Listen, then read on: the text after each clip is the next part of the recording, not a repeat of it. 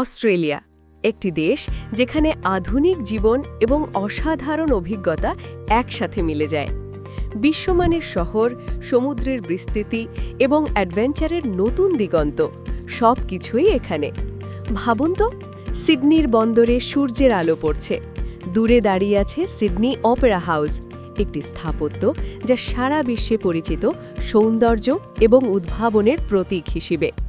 হারবার ব্রিজের উপর দিয়ে হাঁটলে আপনি অনুভব করবেন শহরের গতিময়তা।